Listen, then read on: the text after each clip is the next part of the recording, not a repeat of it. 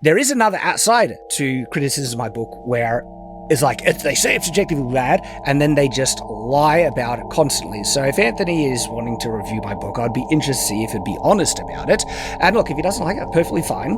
Well, sorry for taking so long to accept your challenge, Shad, but here we are. Shadow of the Conqueror is one of those legendarily bad works. But when it came out, it was kind of an event, really. Shadiversity at the time was one of the biggest sword YouTubers around, and he had spent up until this point about like a half a decade making content about fantasy, medieval sword fighting, and all the like. But now he made a novel. He wrote a novel after all this time of admiring the works of writers like Brandon Sanderson. What would it be like? Would it be any good? Was it about sword fighting, or was it about something deeper? So the book essentially is about the story of the former tyrannical ruler of a fantasy world. After he's defeated and is living in hiding and has come to realize full magnitude of his crimes, he is confronted by the fallout, the results of his actions. He talked about it being a work discussing the sheer limits of what a person can do before they're irredeemable. At the time, booktubers like Dan Green promoted it. One of the most objective and fair reviews you can find about is actually Daniel Green's review of Shadow of the Conqueror,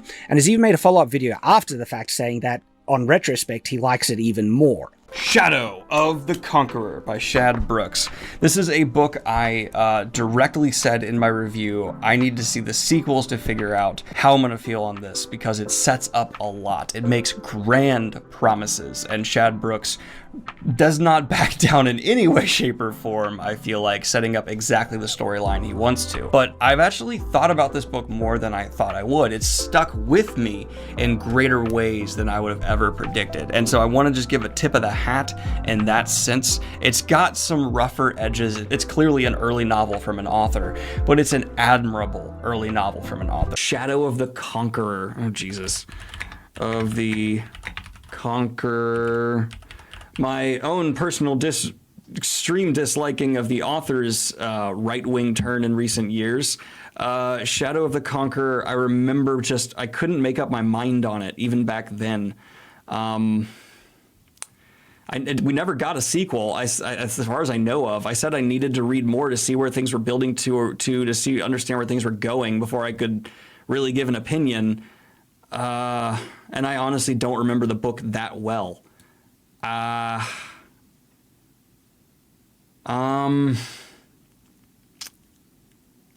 just gonna go. I read that because I don't remember it well enough to really give thoughts, and I don't think I was a very good reviewer back then anyway. Most people probably bought it, but didn't read it. And yeah, that's where I actually was for a while. I bought it, I bought the audiobook, I had it, and then it just kind of sat on the shelf until now. Shadiversity has spent the last several years criticizing other works of media, and Shadow of the Conqueror is in many ways a reflection of Shad. It's what he wants in media. There are a lot of people that love specifically that style of writing. It's very much in the vein of Wheel of Time. I'm a massive Wheel of Time fan, as you should see. They're barely on the edge, but all the entire Wheel of Time series is up there. And I love the detailed descriptions and the slower pace of it. And that's the type of the stuff that I like to emulate. It's an overly complicated work that is not complex. It spends more time obsessing over technical details of magic, sword fighting, and world building than, say, actually telling a story that's compelling. The work is a hodgepodge of Paul Atreides in a Cosmere-esque world, but without the ingenuity of Sanderson or Herbert. Now, unlike a lot of work made by people I consider to be grifters, this isn't a cynical product. Shad tried. He really tried with this. This isn't like Eric July's Isom or some shit like that. Shad actually wanted this to be good. And so to give the book the effort it deserves, I decided to put my effort into reviewing this. This won't just be a simple, oh, I don't like the book, oh, this sucks. I'm actually going to try my best to communicate what happens in the book bit by bit, using these wonderful little avatars drawn by my longtime collaborator, Crimson Ender. So if nothing else, say thank you, Crim, for helping me bring this book to some semblance of life. Look, let's not beat around the bush. This book's terrible. It's absolute dreck. But I think by breaking it down, we might see the ways it almost could have been something. We see the shortcomings and decisions that led to it being the failure that it is, and that's more interesting to me than anything else. I think it's kind of fascinating how Shad took the building blocks of writing, but assembled them in a way that makes them completely terrible. It makes him look like a hypocrite for all the years of criticism he's levied against the woke properties he hates so much. Because in actuality, this work is everything wrong with his side of the aisle, all rolled up into one neat package. The story starts with a basic scene. An old man, having lived a life of wickedness and cruelty, deciding to end everything. This man is Daylen. As a young man, he was a hero, leading an army against the forces of darkness, known as the Shade, during an event called the Fourth Night, an era of near unlimited darkness where armies of monsters from the underneath the ground where there's no light, came topside. From there, he led his forces to overthrow the decadent aristocracy. He used his knowledge of mechanics and engineering to build magitech airships and magical devices. He repaved the roads and infrastructure. But in the process, he killed 28 million people and ravaged countless souls for his own personal pleasure. Yeah, 28 million. Bit of a big number there. However, at some point he was overthrown. The monoculture he created became a diverse population of different cultures and different nations. While he lives in exile, having faked his own death, now he lives as an old tinkerer, unknown and forgotten. And he sets off to end his cruel life in an absurdly over-the-top fashion. He jumps off the edge of the world, because the world's flat in this universe, holding both a sunstone and a darkstone, two items that can channel the powers of light or repel it. The magic system of this world is based on light. I should mention that right now.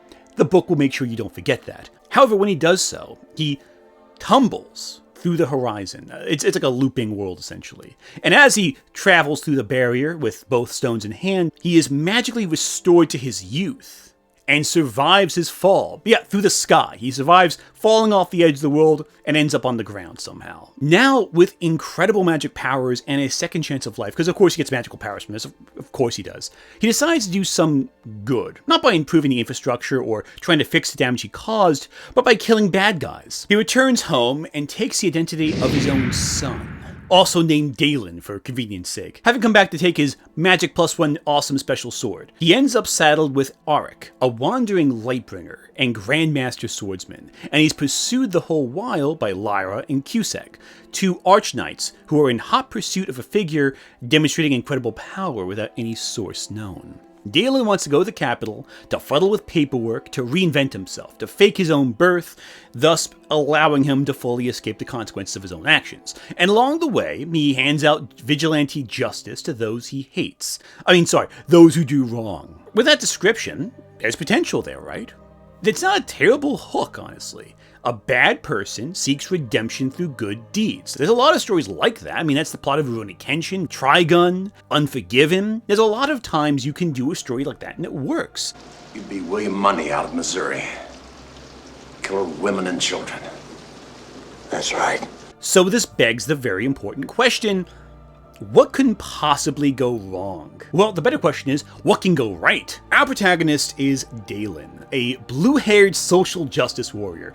Who has pronouns also, of course. He kind of sucks, let's be honest. We're informed about Daylen's past primarily through expository dialogue, both through his self-aggrandizing letter about himself, an entry of which starts off every chapter like this is the Princess Irulan's diary in Dune. The beginning is a very delicate time. And through other characters saying, Daylen sucks.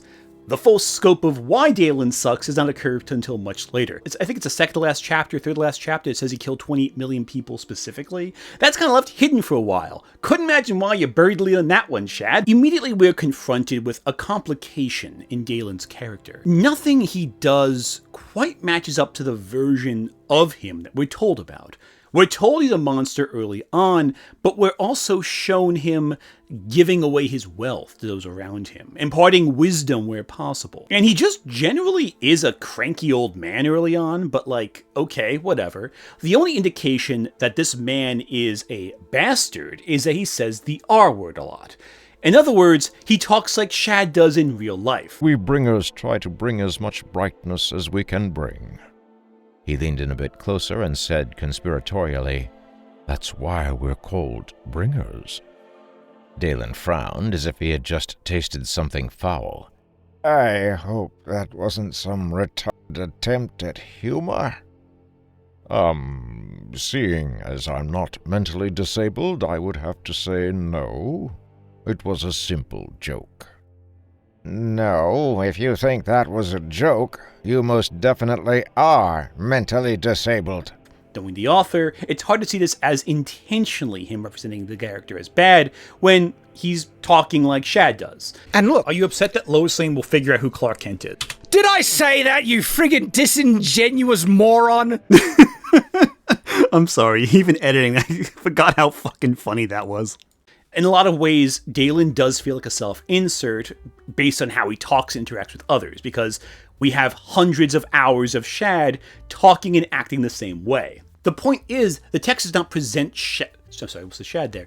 Does not present Daylen as particularly evil, just that he's Shad, with blue hair. Daylen is presented as a quote-unquote great man. Someone who brought about great change despite terrible actions. Great men can commit terrible actions and terrible sins, of course, but if they got the trains to arrive on time, that's good. He will flip-flop between sage-like and giving grand advice, talking like an edgy kid in a Call of Duty lobby, and just being a violent fucking sociopath. Sometimes he'll just flip through all three on the same page. It's incredibly jarring and makes it hard to actually care about Daylen, because he'll go from lamenting his sins to seeking to do good by helping those around him to just fucking murdering people. And I don't just mean like he does a little bit of killing here and there or it's a sword fight. I mean some real Freddy Krueger shit. Early on, a mugger tries to rob Daylen in his sleep. Now, logically, he's going to need to fight this guy, and you can assume it might be to the death. Any normal situation, yeah, that makes sense. In a normal fantasy story, even a dark fantasy story, a guy who might be trying to seek redemption might try to find a non-lethal way to subdue this guy, and maybe fail. A story that might show a person struggling to move past their old sins may show them swing wildly, cleaving the foe apart, only to regret how easy the action of killing came. But Daylen doesn't do just that. He goes a little further. First, he cuts off the beggar's hands, which, okay. Then he stabs him. Then he chops that guy's head off. And then he stabs the head with a knife into a wall before smashing said head against the wall. And then he cries because he can't believe he would be that violent. Like no, sorry. That goes beyond reasonable violence into hilariously stupid violence. And this book excels at giving you stupid shit to laugh at. It is so violent, it transcends upsetting into stupid. And maybe I'm just a horror guy, so I'm used to really violent shit happening in stories, but none of this had any lasting impact. This is not Marquis de Sade, this is not Martyrs. This is like that scene in Dracula Dead and Loving It where they stab the vampire in the chest and the blood sprays out in gusts. That's all the violence here. Cartoonish and stupid. Though I think Shad was hoping it would invoke feelings of Berserk. Other times, of course, Daylen will cry, lamenting that his companion Ahreck lost his family. Spoiler alert, it's also Daylen's fault Ahreck lost his family. We'll get to that later. But then he just ruthlessly murders families that he thinks are bad. He kills people's parents, he kills entire legions of people, doesn't ask where they came from, doesn't ask questions, just kills them blindly. When Daylen poses as his own son, it becomes clear how he really doesn't want to deal with the consequences of his own actions. But Daylen being stupid is only a small issue. It's the fact that the story pretends he's smart. The guy's a genius, an engineering master, a tinkerer. He knows how to do everything. He's an expert with magic despite learning how to do it yesterday. He's a master swordsman. He's kind of a Mary Sue, honestly, in the traditional sense of the word. But that's just one part of why the book fails. There are very few characters of note in Shadow the Conqueror, other than Daylen. We see a lot of names, but they're kind of nobodies. The only characters who matter are Ahreck, Lyra, and Cusack. And all three are basically vehicles to expand the world and Daylen's story, more than they are actually characters with meaningful arcs. Ahreck is the most interesting of these three, of course. So he's a Lightbringer, basically a cleric in D&D who must always do good and never tell lies, and worships the light from which he derives his power, the light being an entity. And he's given magical abilities by the light, which allow him to heal, create matter, do miracles. Ahreck has been drawn to Daylen due to a vision he has of Daylen naked. Ahreck's habits also include making bad jokes that I'm sure is just Shad deliberately writing the lamest joke possible, which, considering Shad can't tell a joke when he's trying, it really shows Ahreck can't tell jokes. Ahreck is basically Daylen's moral compass, and how do I explain this guy? You ever play D&D with someone who is really trying to sound like Gandalf, but ends up sounding one of those dads from Footloose? I don't understand why you feel it necessary to lie to me. I don't know why you find it necessary to check up on me. I'm concerned about your well-being, that's all. That's Ahreck right there. That's the character. The thing with Ahreck is that we learn things about him not through his natural action, but through scenes designed to tell us something about a character. We learn he's a Grand Master Swordsman, for example, just out of nowhere. It just kind of happens. He has a family. We learn this in a melodramatic scene with Daylen, who, I mind you, killed millions of people, cries looking at a drawing of Ahreck drawing his family in a notepad. Now, part of me wonders if Ahreck is kind of inspired by Shad's brother Jazza, because they're both artists, They have a tendency to draw. I wonder if that's the case. I mean, if Ahreck was based on Shad, he'd just materialize the art with magic, like how Shad uses AI to generate imagery, but I digress. Ahreck's morals are also surprisingly flexible. Despite being a figurehead of the gods, he is very, very flexible. He balks at Daylen killing abusive women and monsters, but then also effortlessly kills pirates left and right. He can't lie, but he can tell selective truths for personal gain. And Shad never seems to contend with this contradiction in character. Maybe because Shad rejects interesting avenues for characterization in favor of more sword fights. Now, Ahreck does have an interesting arc in the last fifth of the book. Much later, we find out that Ahreck only becomes a Lightbringer after losing his entire family and kind of regrets this decision. And we find out why he lost his entire family, again, because Daylen killed them all, in the last fifth of the book. But then there's Lyra and Cusack. Now they're, I guess, interesting because they're Archknights, which are basically D&D paladins who take an oath and gain incredible power of channeling divinity to their personhood. At least that's what we think at first. They're investigating Daylen because he keeps making a scene wherever he goes, from a murder scene to using his powers in public, etc. Lyra is a sex-repulsed warrior, and Cusack is a naked foreigner who sexually harasses Lyra a lot, and eats a lot. These traits are supposed to be endearing. They're also their only traits. I should mention it's interesting that Ahreck and Cusack are both people of color, while Lyra is a woman, considering how often Shad will criticize other works for having people of color and women in fantasy. What isn't surprising, though, is that Lyra will often talk about Cusack being a weird foreigner and people being weird foreigners. Her arch-brother, Cusack, waited for her in the street, the crowds not daring to come within 5 meters of him. Her new companion was a short-statured, backward Chirasian. Not only did he have deep brown skin and short, bright yellow hair that stuck up at the front, he had a prominent mark on his forehead from some savage branding, and wore no shirt under his knight's mantle, leaving his impressively muscled chest bare. Chirasians were considered by many peoples to be very attractive and exotic. Their lack of modesty added a taboo fascination, and in truth, Lyra could admit that Cusack was quite the physical specimen. He stood out, even for an archknight. She intentionally avoided bonding light to her ears on this occasion, as she could predict what the frivolous women were saying nearby as they whispered, pointing to Cusack. Lyra felt uncomfortable with these thoughts, though it wasn't nearly as bad as when they had met. Cusack had been completely naked. It had nearly brought on a panic attack, being the way she was with things like intimacy. As it turned out, Cusack hadn't been making some type of sexual advance. Instead, he claimed to have been providing Lyra the opportunity to master herself more fully, whatever that meant. After a very awkward conversation, where Lyra could barely keep her nervousness at bay, Cusack covered his loins, sorry that Lyra was so weak-willed that she couldn't control her emotions. She almost knocked him out for all of that, as if she were actually interested in him, or anyone in that way. Cusack was attractive, very attractive, with a body that looked to have been sculpted from stone. But he was also snobbish, rude, and annoying. But then Cusack comes up with all the ideas for the investigation and is clearly directing what happens in the story. Lyra doesn't come up with any ideas herself. We need to try and find this boy. Can you track him?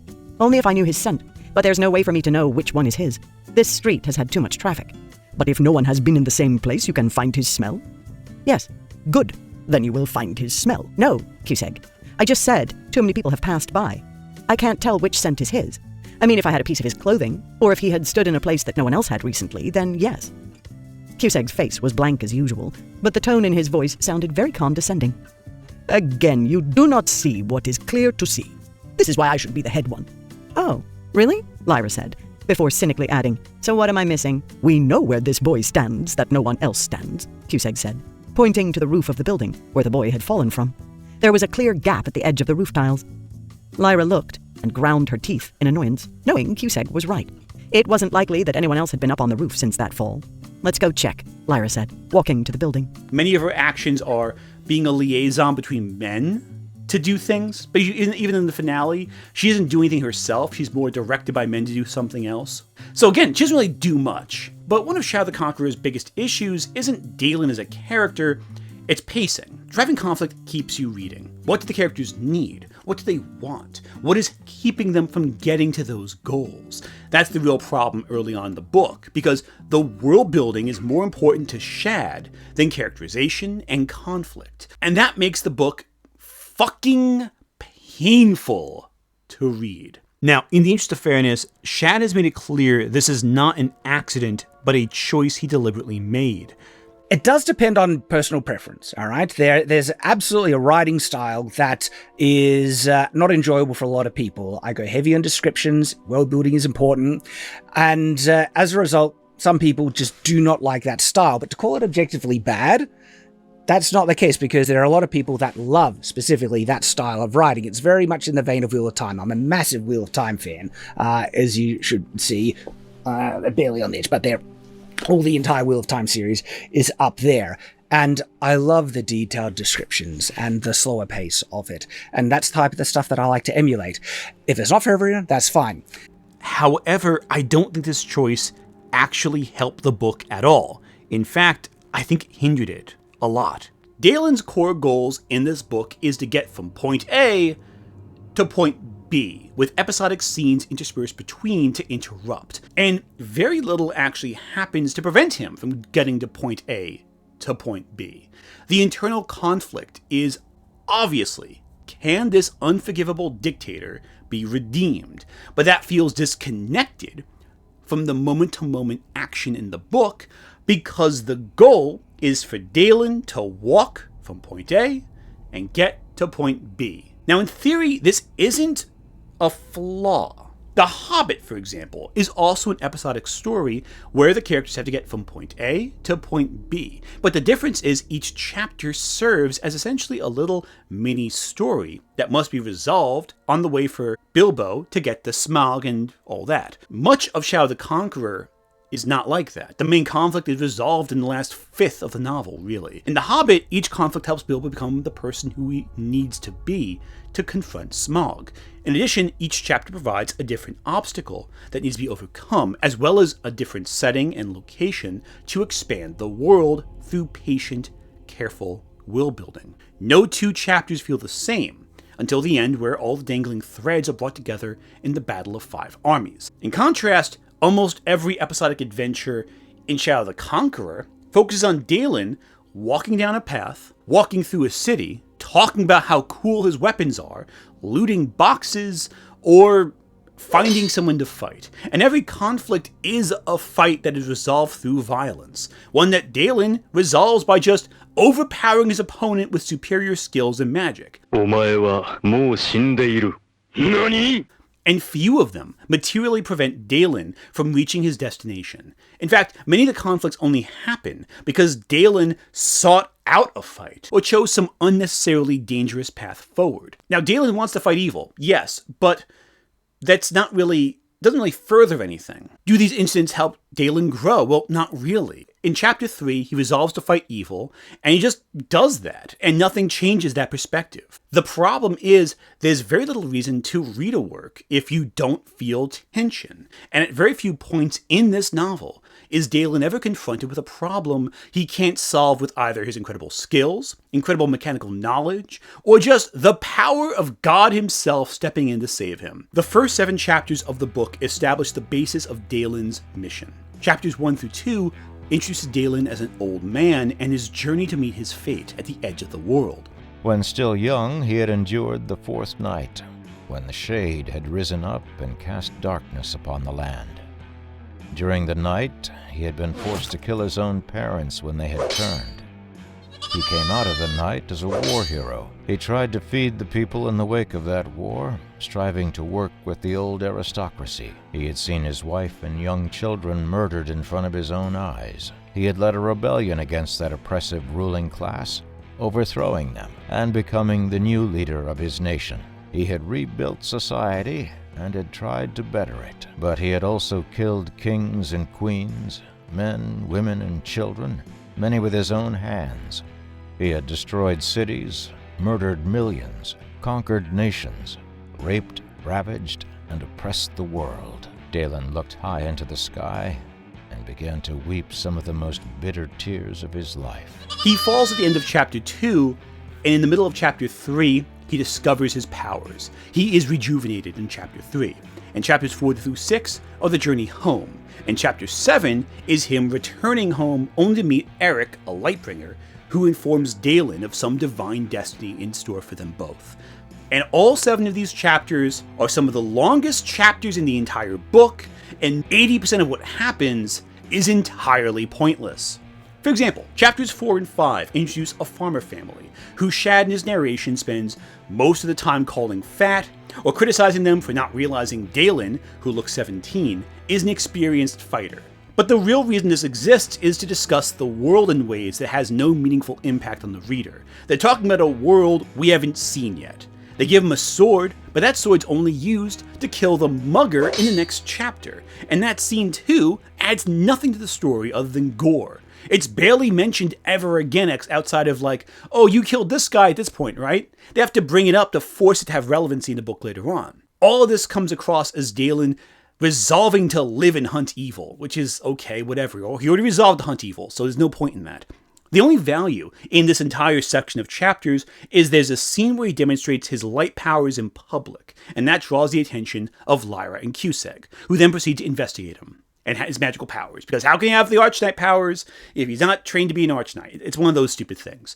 So why include all the other details? What value does the farmer have? It doesn't add anything. And by the way, none of this is including the multitude of scenes where he's just shown training and developing his powers in ways that are just hard to follow. If you're not familiar with the story, none of it means anything. And if you are familiar with the story, it's exhausting because you're waiting for the next plot event to happen. None of it's very informative or clear. So here's a suggestion, Shad. Maybe after he falls, he just wakes up young, on the ground, and he has to figure out he has powers. And he wanders into the nearest city, unarmed because he has no weapons on him, and accidentally kills a mugger, using his new powers accidentally. And that would cut 4 chapters down into just 1. And eliminate the stupid, violent way where he stabs the guy's head, chops it off, this, that, and the other. Cut to the chase. Make it 4 chapters instead of 7. Okay, so now we gotta take a step back here and talk about the world building as a whole, because this is something Shad shoves into the entire book. In the first 20 chapters, especially, roughly half of the book, every bit of dialogue feels like it's used not to further the plot or even characterization, but to explore the magic system, the technology, and the customs of the world. And to that I say, I don't fucking care. It focuses on the bioessentialist cultures, the gender roles for men and women, the rules regarding duels, how everyone carries a sword, though women are seen to almost exclusively have pretty concealed weapons inside parasols. And of course, it discusses the magic system. And of course, Lyra, by the way, doesn't have a pretty sword as far as we know. She has like a normal sword, so that detail about parasols, who fucking cares, ultimately speaking. Again, redundant to what we need to have happen in the book. Of course, none of this is organically shown to us in the narrative or presented to us bit by bit. We're bombarded by world building where it's not immediately relevant, and it never really sinks in because there's no conduit through which the world building can naturally and organically be presented to us. See, Shad uses a light-based magic system that channels the light, which is both a physical light and divine patron energy to create magic. You can manipulate the light to heal, increase the natural abilities, create concussive bursts, control gravity, mass, the elements, whatever. Daylen bonded all his paths to his sense of sound and focused on cries for help or distress. He picked up 3 instantly. A young girl's screams, in addition to the sound of tearing of cloth, caught Daylen's attention, and his head snapped to its origin. Wait, if he enhanced his ability to hear, why does he only hear a specific sound that's relevant to the plot and not every single sound in the city? That makes no fucking sense, Shad. While the book tries to explain limitations to this magic, it feels vague and wishy-washy. Daylen at one point just binds magic to itself and blows off his feet, but in seconds he regenerates with that magic. So what does that really mean? I don't fucking know. One thing I thought of while reading this chunk was Mistborn. In Brandon Sanderson's classic series, we are shown Vem learning the rules of allomancy, which is a very specific magic system with very specific rules.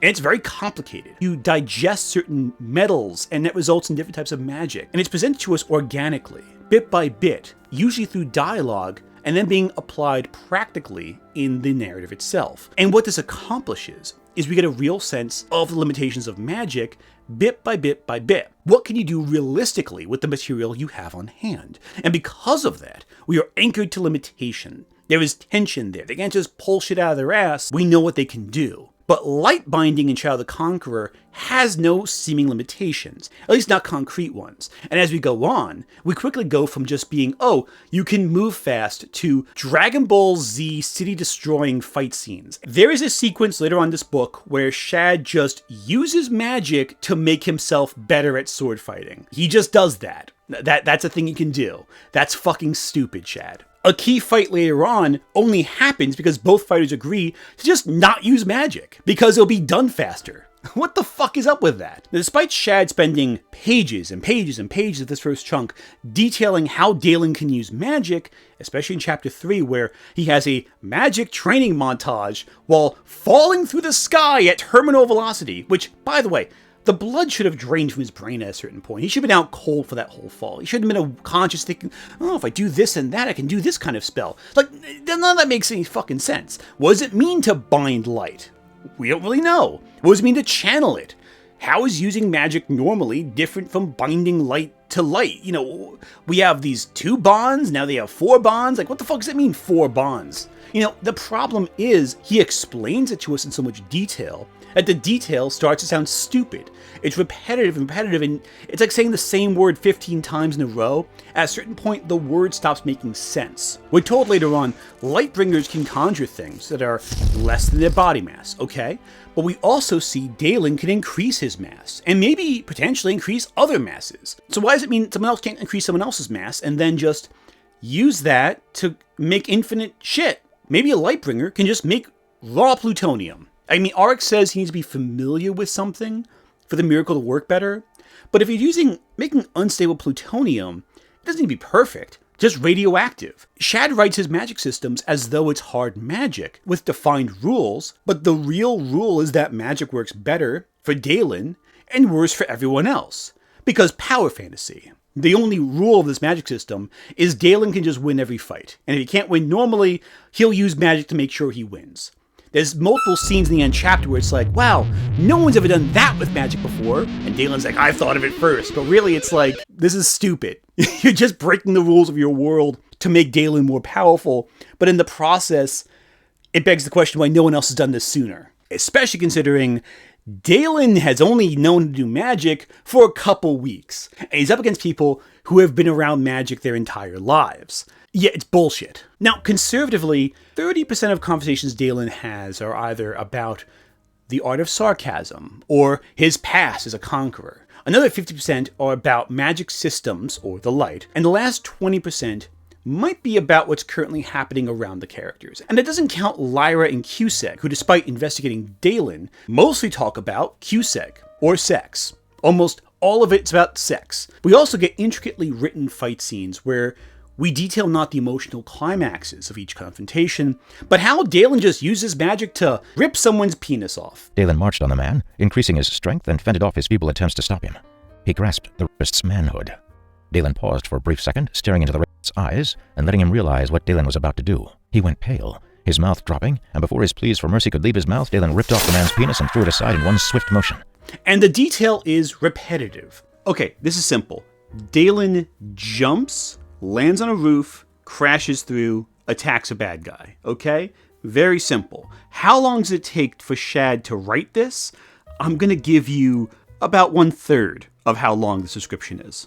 At 1.5 speed. Ducking down an alleyway and out of sight, Daylen jumped into a crouch, where he channeled light through 2 bonds into his strength, the other 2 reducing his mass and making himself lighter. Daylen jumped and easily pushed himself forward and up a good 5 meters, being able to focus all his strength to propel a much smaller mass. But with the volume of his body remaining the same, it acted like a sail, the wind pushing against his chest and sending him into a flailing backward spin, stopping his forward momentum completely. He then drifted like a piece of paper to the ground. Daylen released the bombs and thumped the brick-paved ground with his fist. Daylen reduced his mass and increased his strength once more and jumped. This time, after leaving the ground, he switched all his bonds to increase his mass, thinking to increase his momentum. He stopped abruptly right in the middle of the air like he had hit an invisible wall, his clothing and sword flicking forward due to whiplash, and then he fell half a meter to land crouched on the ground, shattering the bricks beneath him. Increasing his mass wouldn't increase his momentum. He needed to give himself a great burst of speed, but shedding his mass from his normal weight wouldn't be enough. Daylen stood, and the shattered bricks crunched underneath. He was still bonding all the light he could to increase his mass. He estimated that he weighed around 8 tons, yet he could still move as easily as normal. Keeping his mass at its greatest amount, Daylen crouched, held his gauntleted forearm in front of him, looked up into the sky, and jumped. The amount of force needed to throw 8 tons into a normal-sized human jump was huge, and it was that very amount of force that Daylen had just generated due to his body being augmented to maintain his natural level of movement. Then, at the very moment his feet were about to leave the ground, Daylen switched his bonds to his body's strength, shedding the massive amount of added mass.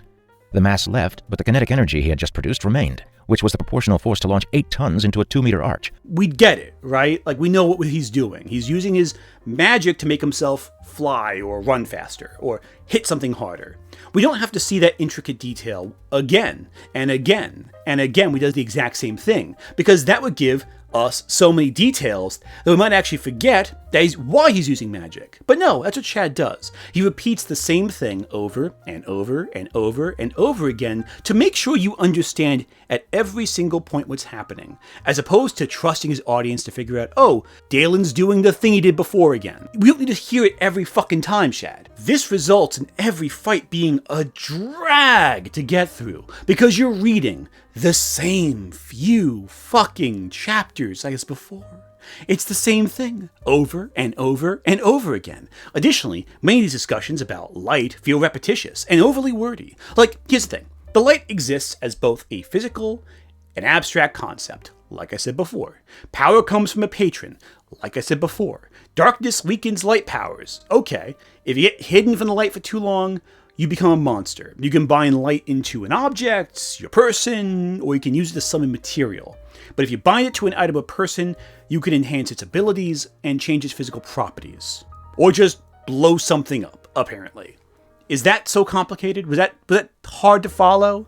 Did it take really long to explain those basic details? Why the fuck is half the book devoted to explaining basic shit about your magic system? He spends so much time explaining the intricacies of what is essentially a basic fucking magic system, to the point where it sounds ridiculous. It doesn't make you invested, it makes it needlessly confusing and exhausting to read, so you end up skimming past it. I'm sure a lot of readers just saw magic discussion, next page, next page, next page. I listened to an audiobook, so I had to just bear it. I had to raw dog the whole fucking thing. This audiobook was about 20 hours long, a little less than 20 hours long. If you cut down on all the magic shit, it could have been 10 hours long, which is still too long for this fucking plot, but more bearable. From chapters 7 to 19, we're treated to Daylen, now accompanied by Ahreck, making the slow trek to the capital. And no, by chapter 19, he does not get to the capital. We'll just transition to the storyline. Daylen's reasoning is to get to the capital to fuddle his own paperwork, to basically fake his birth, and thus remove any legal consequence that he could ever face by identifying as the Conqueror. But he can identify as Daylen, and he wants to be respected as a master, but he's not the Conqueror. He wants to have his cake and eat it. The problem is that every scene here is the same, basically. Daylen and Ahreck argue about the meaning of sarcasm, about morals, and we're just sort of feeling every every step of the journey in the worst possible way. It's like being stuck in a car with two chatty people who repeat the same argument they've had for the last 40 years, while you're stuck with a phone at low battery. Add to that, there are multiple scenes where Daylen encounters a person who was mad at his father for one reason or another. There's a scene early on in this arc where Daylen encounters someone from the town he was hidden away at. This man is unarmed, he has no weapon, and he just decides to punch Daylen. Daylen just unleashes the full force of his magic power, breaking the bully's arm and every single bone in his body in seconds. お前はもう死んでいる。何? Once Daylen reaches a major city, he goes around playing superhero, complete with intricate detail being put into how he uses his magic to fly in the air, swoop through ceilings, and stop rapists and torturers. But none is spent humanizing the victims of violence, nor ever presenting criminals that he stops as anything more than dolls for Daylen to exact his brutal vengeance against. There's a particular scene that I've alluded to already in this video, where Daylen finds a father assaulting his daughter. And, well, you heard the scene already. He grasped the raped manhood. While Daylen has attacked a monster, he also leaves his family potentially with no source of income. In Shad's world, men are the breadwinners because that's how it is. Daylen could use his immense wealth to bring the family out of poverty that he's inflicted upon them, but he chooses not to. Once he's done with his family, he just jumps and leaves. The victim is left in horror over what just happened, facing an uncertain future with no definitive path forward. And that could be potentially worse than whatever happened to her before. Towards the end of these chunk of chapters, we also discover the Dawnists, a group of people who actually kind of miss while Daylen was in charge. And Daylen is repulsed by these people, despite in the second chapter of the novel arguing that the world was better under his rule because there was no slaves, the infrastructure was better, and the monoculture was the same. But I mean, listen, he can rant about how many improvements made infrastructure all he wants, but he totally hates being a ruler. It was bad when he was in charge. That being said, though, with the introduction of the Dawnists, we now have a stronger sense of the politics Daylen set up and the evils of his politics, which, you know, invites more criticism of Shad's world building. Now, early on, I thought Daylen was kind of being set up like a Napoleon figure, you know, a conqueror of people who is romanticized by some and demonized by others. But no, actually, he's a different leader. Daylen, according to the Dawnists, is communist. Yeah, no, it's not even really communism, it's more like Stalinism, where there is one figurehead who kind of usurps the methods of communism to situate themselves as more powerful. Essentially, our main character is an ex-communist. He was a dictator who purged the world of his enemies and stole everyone's property for his own. It's a conservative dream of communism. While Daylen claims he built the infrastructure and had no slaves, he built his empire out of forced labor. And again, knowing what we know about Shad, this makes sense. He would position the ultimate evil as a communist. But the Dawnists aren't communist. They just want the good stuff, you know, regulating businesses, remove power from the archknights who derive their power through divine right to rule, push back against the aristocracy, push back against the rich who control everything. Basically just a revolution that allows the poor to be less disenfranchised. We know slavery is an institution since Daylen left. We know the poor are deeply, deeply poor. We see tenements and the impoverished laying in the streets. We see so many beggars and muggers around, desperate for money. We know about people who are completely desperate throughout the whole story. And the Dawnists think we should improve society somewhat, at least at this stage of the story. Indeed, Hamara would have been destroyed by our own aristocracy, but it was the Conqueror who liberated us. And then after that, the other nations flew in like drakes to take our lands. Who was it that fought them off? We all know who. The same man who saved us from starvation and ensured we were always fed. These days, we regular people starve, and the Senate not only does nothing, they are complicit. Why? Because their pockets get lined with gold crowns by those who force us to work in their factories like slaves. The Dawnist pointed to the well-dressed people in the crowd, booing at him. Of course they don't want the Empire back, because people like them couldn't exist in it. In the Empire, everything was owned by all, not the greedy few that steal money from our own pockets. Not that it's much. Barely 7 measly rue pennies an hour while they hoard all the wealth that we make for them, he roared to the crowd. Then there's the guilds, who don't allow the common man to learn their trades and charge a fair and honest price for skilled labor. The Emperor fought the guilds to regulate them properly, and what did they do? They rose up against him. Under the rule of Daylen the Conqueror, each man got his fair share. and no man could make himself better than another. Both Daylen and Lyra hate the Dawnists on concept. Lyra, your face is different, and even me who is bad with faces, it is big enough to know. You are angry. It's the Dawnists. Yes, they need to be killed. That escalated quickly. Daylen thinks that their politics are just incorrect, and Lyra thinks that the Dawnists will just make people lazy, all while true authority should be held by the Archknights and the aristocracy. The Archknights exist as a worldwide system of justice who enforce it in every country without any oversight. They decide who is a criminal and who isn't, and what the proper execution should be, specifically public execution. And they're given their powers by God. They have a divine right to protect, except no, I just lied to you. Because part of Lyra's motivation in trying to capture Daylen is because Daylen proves the Archknights aren't special. They don't need to follow an oath to get their power. It's some arcane ritual that Daylen stumbled upon. We learn shortly after Lyra confronts a group of Dawnists that Cusack was branded for being an adulterer, which is customary in his people, and out of anger, he went to the woman who he had an adulterous relationship with, who was not marked, again, based on standards of the culture, and branded her face.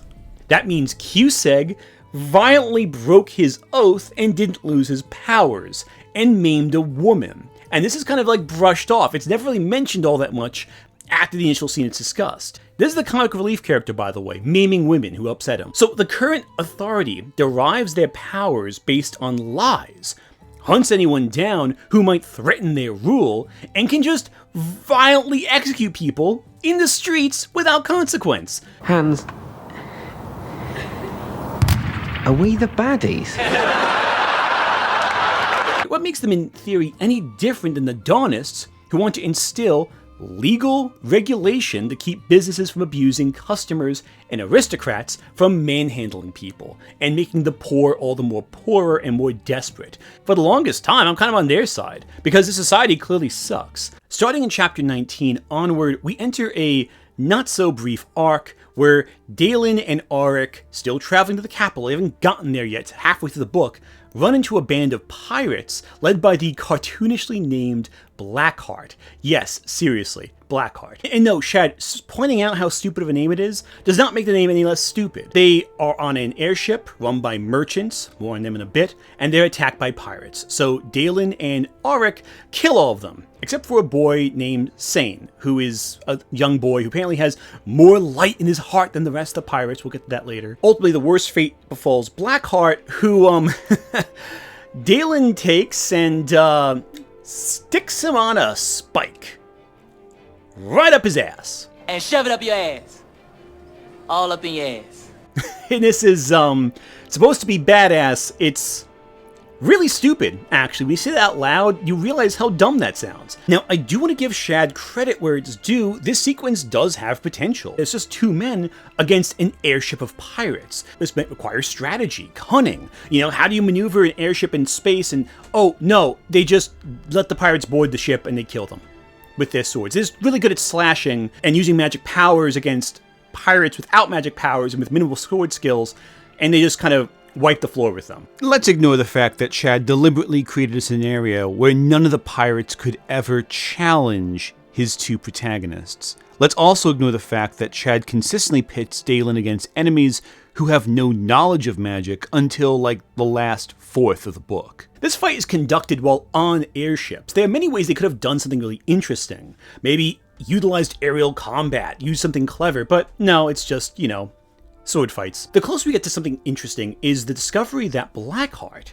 is one of Daylen's bastard children, which instills that Daylen has bastard children other than the fake son he's pretending to be. But here's the question too.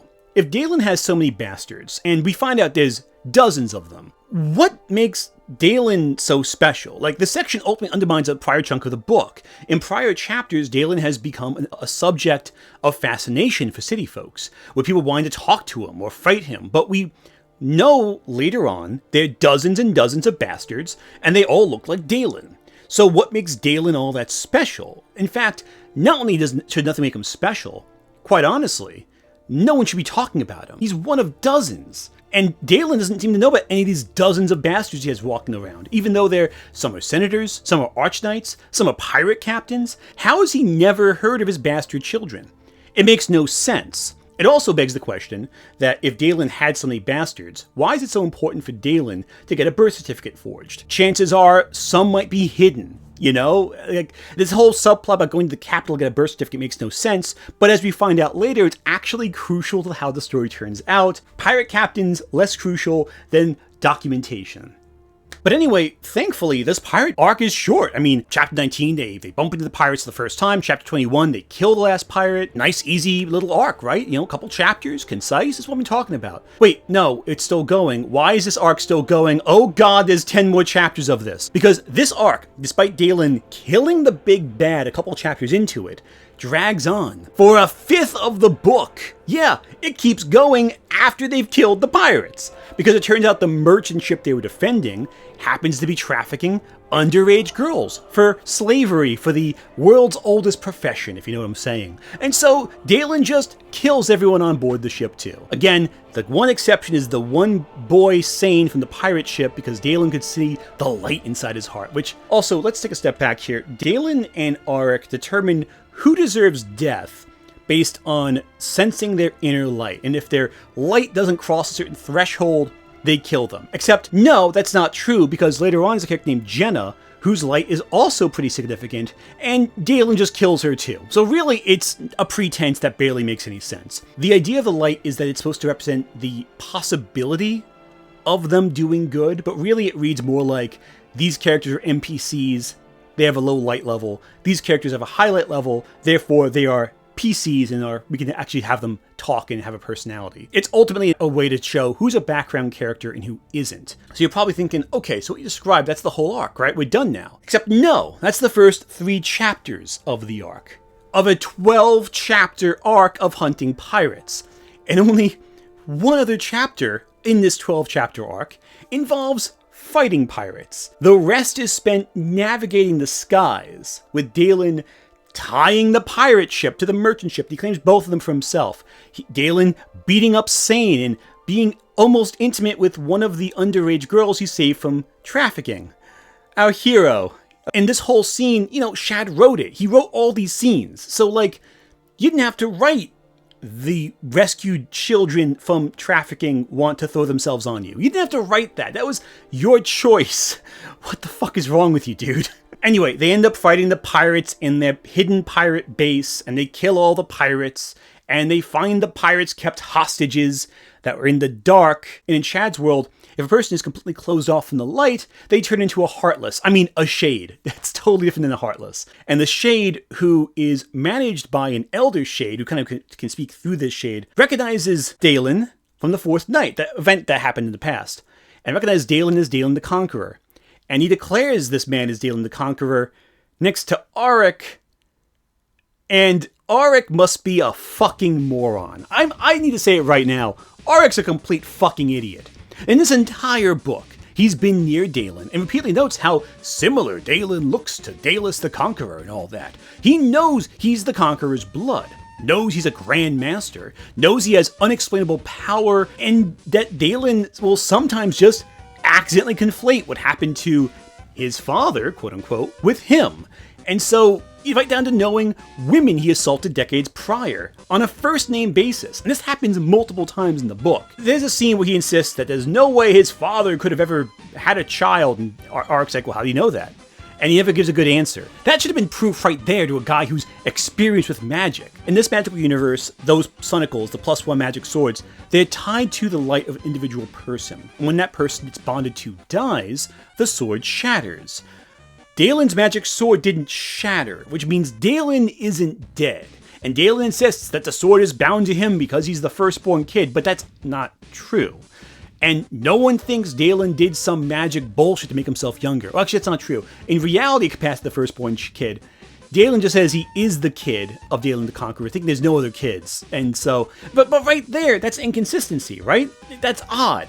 If you're a wise man who studies magic all of his life, that should be ringing some alarm bells. And yet Ahreck's like, oh, that's odd, okay, moving on with my life. And mind you, it is implied that Ahreck suspects something might be up, but at a certain point, man, how do you not notice the alarm bells going off all around you every second of the day? But finally, after 32 chapters, we reach the capital. It took long enough, and he comes in with Ahreck, Sane, 2 airships, and a boatload of rescued women, and he flies into the capital. He gives Sane the majority of his gold, which, I mean, I guess that counts as nice, but he also abused Sane all that time, so it's kind of, you know, how's that going to work out exactly?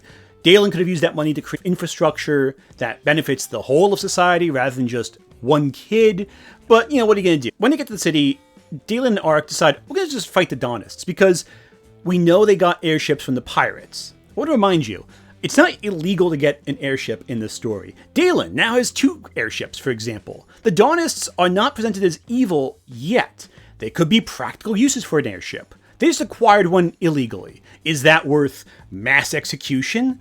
No. At this point in time, there's no reason to suspect the Dawnists did anything wrong.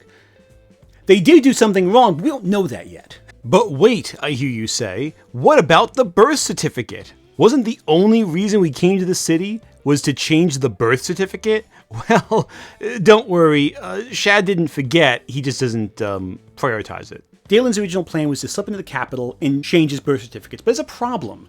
He saved so many people along the way, he's now heralded as a hero. It completely undermined the entire plot, because now he walks in the city and the whole city just knows who he is, and alert the Archknights. He now has drawn so many eyes to him, he can no longer do the thing he set off to do in the first place, and it's entirely his own fault. He had attracted so much attention that somebody must have already dug into his past far enough to find that there were no records of him. Forging new ones that magically appeared after it had been discovered that they didn't exist would just create more suspicion. Why, damn it all, Daylen said. He had arrived at the capital too late. He had failed. Now he would just have to see how things turned out. That makes the entire trip completely pointless. In fact, by bringing Ahreck to the capital, where they are the birth certificates, Daylen also opens up a whole other bag of worms that we'll get to in a second. I also want to point out, too, that one of the people that Daylen wants to target are also the sex traffickers, you know, the people who are going to buy those girls he just rescued. He forgets about them. He just forgets about the sex trafficking. He just, not important to him. The Dawnists take priority. The political refugees who want to make things slightly better, they take his full priority. The actual group trafficking young women, secondary to him. It's not as important. I guess it reflects Shad's priorities in the story, but I digress.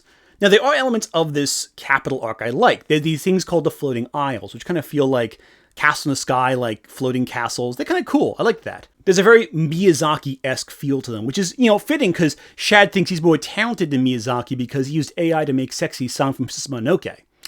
That's a thing he did. He's very proud of this, apparently. Anyway, Daylen is arrested immediately upon entering the city by Lyra for his murderous acts of violence and for impersonating an Archknight. The Archknight thing is the bigger crime, apparently. Daylen immediately recognizes Lyra, and Lyra immediately breaks his ribs, while Cusack apprehends him by essentially using a Darkstone marble to weaken Daylen.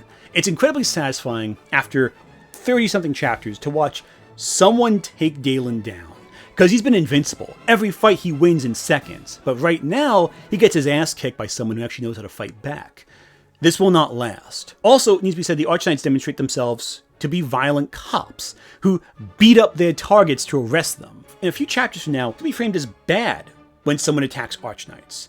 But when Daylen and Ahreck fight Archknights, it's fine. This fight, by the way, is the best in the book because Daylen understands the least about what's going on. As a result, we aren't bogged down by all this detail and unnecessary bullshit. But also, unfortunately, at this point, the fights transition from normal fantasy sword fights to basically Dragon Ball Z fights where buildings are knocked down, where the full force of magic is unleashed, and these characters can regenerate from almost any injury, so it's far less interesting. It's better when Daylen is confronting something he doesn't recognize and can't explain through the physics of the story thus far. It cuts out the bullshit and allows the action to resonate more beat to beat to beat. Now, Ahreck lets himself get arrested by the Archknights while Daylen runs off. Our hero, letting his good friends take accountability for all the crimes he committed. Ahreck also suggests that creating a force of evolution that could upheave the order of the Archknights is a good thing,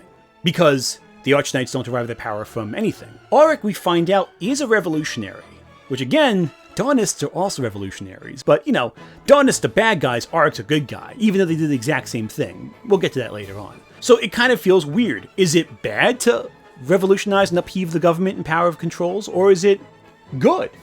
So we get mixed messages here. So after thinking about it, I think I have it cracked. So Ahreck becomes a revolutionary because his family is killed by Daylen back in the day. The Dawnists become revolutionaries because society is terrible. So I guess Shad's saying revenge is okay, but trying to improve society somewhat is evil.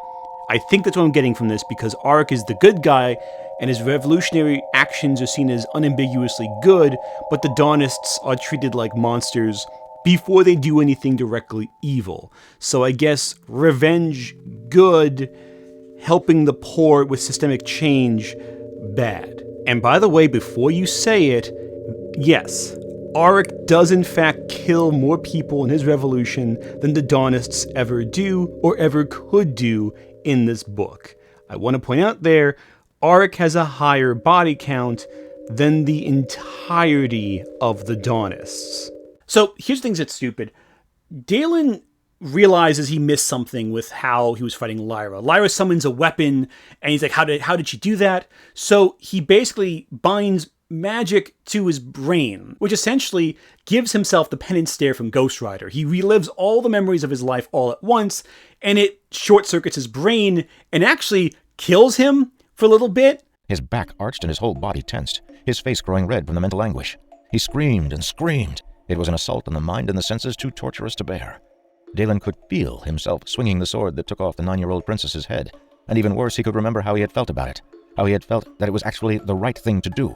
He remembered his feelings and hatred for the people of Daybreak when he ordered the city's destruction. He remembered watching on with satisfaction as he murdered millions.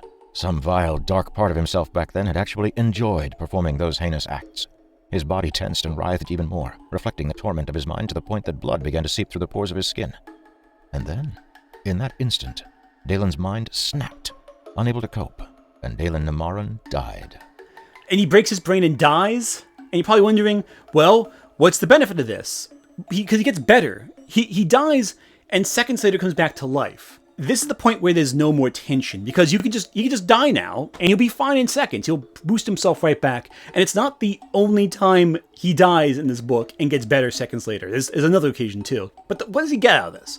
He figures out how Lyra summons a sword.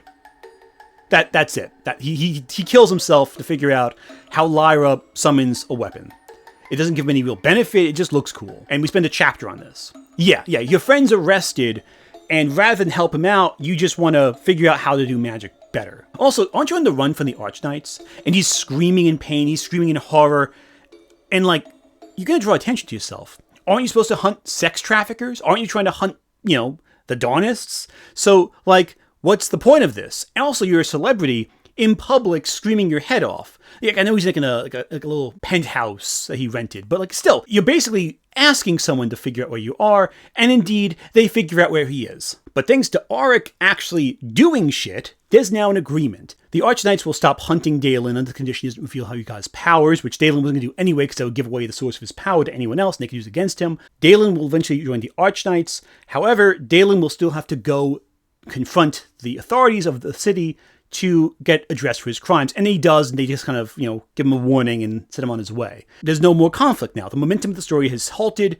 and so he should go off and fix his birth certificate now. Oh no, he's going to hunt the Dawnists with Lyra. To avoid fainting, keep repeating. It's only a movie. Only a movie.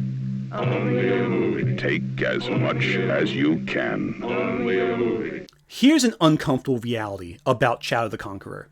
Every single female character in this story, especially underage characters, exist as sex objects. All of them are defined by sex. Either they're flirting with a guy, rejecting a man's passes, or being assaulted. All the women are either sex slaves or have emotional problems with sex.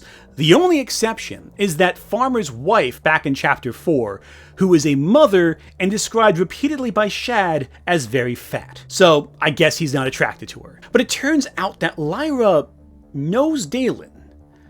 because she was one of his many, many, many underage sex slaves.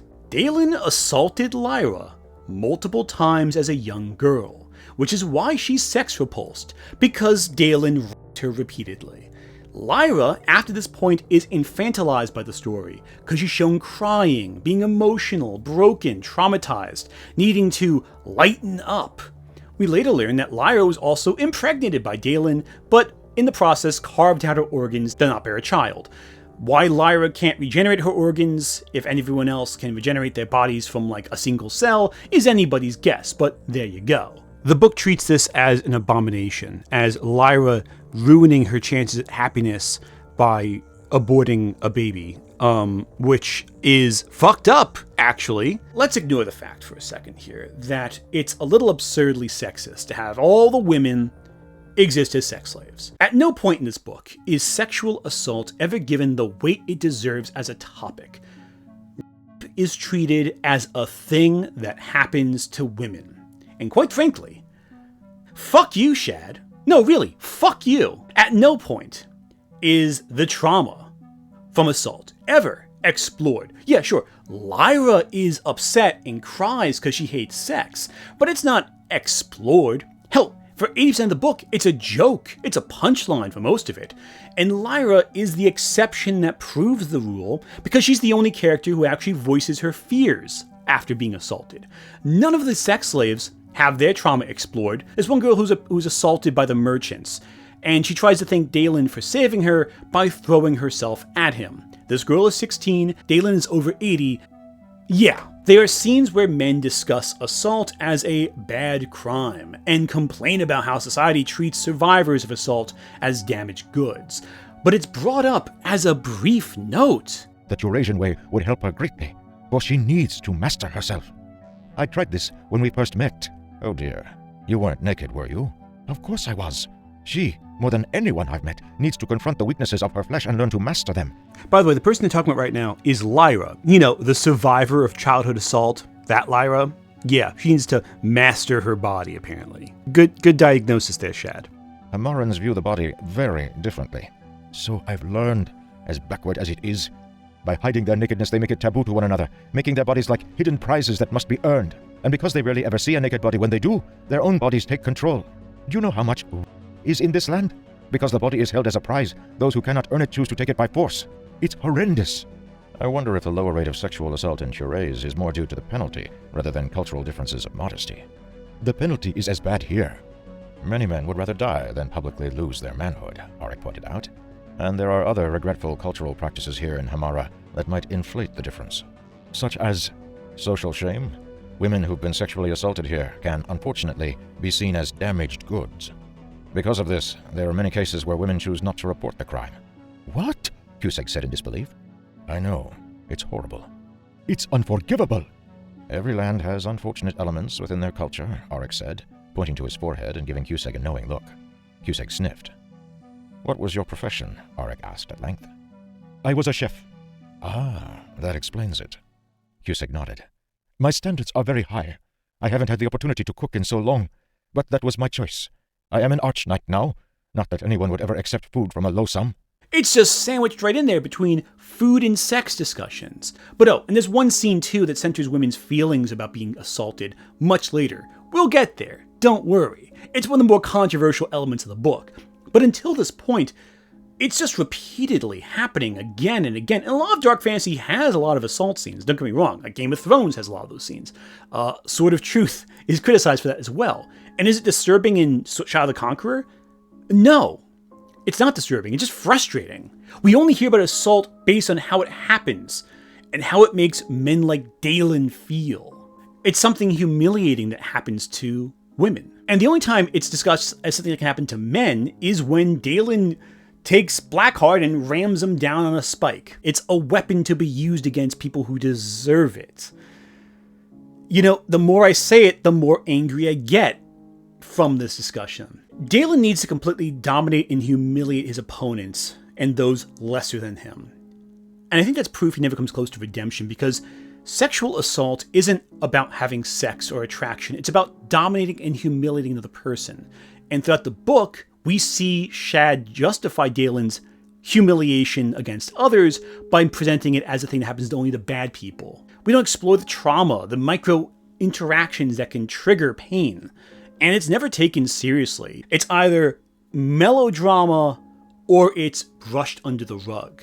There's so many atrocities that can happen in a story. There's many things that can happen bad in a fantasy story, or in a pre-industrial world like how Shadow the Conqueror's world kind of is. Read The Jungle, for example. There's many ways that people can be maimed in industry and what have you, but Shad only uses assault as the only bad thing that happens around him. There's poverty, and there's assault, and there's murder, and there's nothing else, apparently.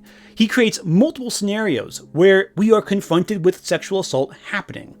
It isn't an account of history. This isn't real life. This is a fictional world where the only bad thing that happens in the text is either cartoonish plans to blow stuff up, or attack people, or assault. Thievery too, but a thief is treated just the same as a in the story. They're both criminals, must be stopped. And it's like, well, do you understand the difference between someone robbing someone and, a crime of desperation and assault? Do you understand the difference there? It's used as this flaccid tool to upset us, but Shad has no comprehension of why it's so upsetting. And because Shad doesn't understand why it's so upsetting, all the assault scenes feel tedious. It's not disturbing, it's exhausting. And these are only used as tools to make Daylen look better. Daylen stops, therefore he's great, but we also find out later on he's committed hundreds of rapes himself. But he just feels bad about it. And so to make himself feel better, he stops other rapists. That's so kind of you fucking jackass. While Daylen sits down to talk to Lyra, he just sits there feeling bad about assaulting Lyra. He was simply unable to bear the guilt and pain. He was such a coward. But she wasn't going anywhere. What was Daylen going to do? Truly, the light hated him. It wasn't enough to lengthen his torturous life. Now Daylen had to face what was likely the most terrible and significant reminder of his crimes, one of his past victims. And not just any victim, but one of the most innocent and vulnerable souls that he had ever violated. Daylen moved a shaking hand to the front of his face. Though young and strong, they were still the hands that had committed the crimes. How could he have done such acts? How could any man do such evil? Yet he had. And now he was being punished for those crimes, and he deserved every bit of misery and torment that tortured him, including this new one, a constant reminder of his past sins. It was true that Daylen wasn't able to bear the full force of his guilt and self-hatred. He had been crushed by just a fraction of it that low fall. But even so, there eventually came a point where Daylen found that he could move again. He could bear it and keep on going, as the only other option was to lay down and die. Perhaps this was thanks to his infinite stubbornness and pride. He just couldn't allow himself to give up, regardless of how much he wanted to. Or perhaps it was a curse from the light, for it simply wouldn't let him die before his punishment was over, even if that meant giving him the strength to stand when he honestly felt that he was unable. He feels guilty about hurting her. Lyra is sex repulsed and upset, and all Daylen can think about is how Lyra was damaged by what he did and how terrible he is, and that's all that matters, how Daylen feels. When Lyra doesn't immediately forgive Daylen's father, which is Daylen himself, and doesn't treat him with extreme respect for doing less than the bare minimum after assaulting her, he gets filled with a murderous rage and calls her a bitch. Daylen smiled. The world's full of mysteries. Mysteries like why a pubescent troublemaker is trying to make small talk with someone who clearly doesn't like him. Lyra was glaring at him, and Daylen was stunned by the massive mood swing. "Hurry up and eat, kid," Lyra said, leaving the table abruptly. "I'll be taking you to the constabulary within the hour," she added, before walking to the sitting room and finding a couch with its back to Daylen. Daylen's surprise was quickly melted away by anger. Keeping control of his tongue was all he could do as his shaking fists clenched his cutlery, pressing them into the mahogany dining table. He remained in that state for a good minute, breathing deeply and letting his rage come under control. Daylen eventually dropped his knife and fork, leaning back in frustration and saying under his breath, "Bitch." The rest of chapter 37, which is by far one of the longest chapters in the book, is spent telling Daylen how good he is, how good a guy he is after Lyra doesn't completely forgive him immediately for being the son of the man who assaulted her. And by the way, still under false pretenses. She doesn't know he's the man who assaulted her yet. And we just spend all this time just, saying how good of a man he is, how great he is. And then Sane says how the girl who threw herself at Daylen is now attracted to him. And we get this discussion between men about how women are desperate for sex and men talking about sex, even though these are all survivors of sexual assault. And I repeat, Daylen spent 2 chapters after this point, feeling bad about Lyra. But when Lyra's upset, Daylen has to force himself into her private space to comfort her. He can't give her the space she deserves. It's entirely just about his feelings. He needs to put himself in the way for his own sake, so he doesn't feel bad. Oh, and in the next chapter, he does the same thing, over and over again. He just keeps doing it, putting himself in someone else's space when they're traumatized by his own actions, and trying to make himself feel better by comforting them. Isn't bad in the story because it's horrible, it's because Daylen doesn't like it, or Daylen's reminded of the bad things he did to others. And really, it's bad because Daylen should feel upset. Because all this proves is that nothing really changed. All he wants is control of a situation, of people, of his feelings, of the way the world perceives him. Nothing has actually gotten better for this jackass. Nothing ever will. Nothing he does after this point is for any other purpose than to make himself feel good. So after yet another training arc on how to use magic, this is like chapter 40 at this point, we learn Daylen has just more potential than the average Archknight, because of course he does. And by the end of the book, he'll perform stunts that outmaneuver all the other Archknights because he's just a specialist little boy. By the way, the Dawnists were last mentioned in chapter 31. He forgot about them for about 8 chapters, until chapter 39 happens, and Daylen and Lyra go and target the Dawnists, not because there's any evidence something's going wrong, but because they bought something from the pirates. Airships. The same thing, I remind you, that Daylen now has 2 of. And that's apparently enough to suspect them, I suppose. Mind you, they are doing something wrong, but they have no reason to know that. They track the Dawnists down to the poorest part of town. We're talking tenements. There's people starving in the streets. And Daylen pretends he wants to join the Dawnists so he can have access to their leader. Okay, fair. Okay, at least he's using his brain somewhat to resolve a problem rather than just slashing them apart. Daylen meets Jenna, who apparently is the leader of the Dawnists. She's only in this 1 chapter, so don't commit her name to memory too much. Daylen immediately concludes that Jenna just wants to fuck Daylen. And then Daylen's the Conqueror, who's in fact also Daylen. Great job, Shad, writing another woman who only was motivated by sex. Jenna's family was purged by the Conqueror, but justifies it because her family was actually part of the rebellion and were going to kill innocent soldiers, as she puts it. She believes that everything Daylen did was justified to create a better society where everyone is equal, where no one starves, and businesses do not hoard wealth from its citizens. The real question isn't how we Dawnists can love your father, but why everyone else hates him so much. She started to speak matter-of-factly. Daylen the Conqueror sought to make all men equal. His wars were fought to protect his people. His laws were fair and his punishments just. Do you know it was really the guilds that promoted and funded the majority of the resistance against him? Think about that. They were hoarding most of the wealth in the nation from the majority of its citizens, and when the Conqueror sought to regulate their practices and redistribute their stolen wealth to those who rightly deserved it, they betrayed him for their own ends. Her words grew in passion as she continued, a stark contrast to her natural soft voice. Just look at how much the revolution has benefited the guilds and craftsmen.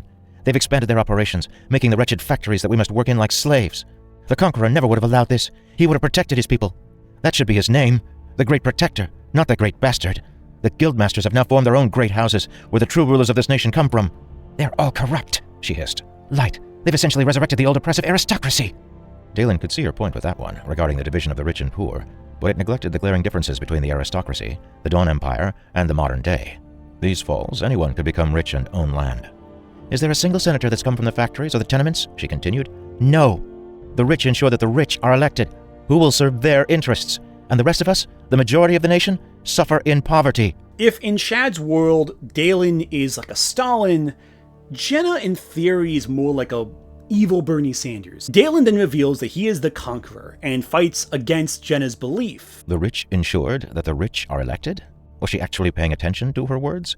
The poor constituted the larger vote. The reason why the rich were in power was because the poor were electing them. Granted, there were more complex reasons behind this, like access to education, but it all ignored the fact that getting someone elected from the factories or tenements didn't ensure they would represent the poor any more than assuming someone who was rich wouldn't.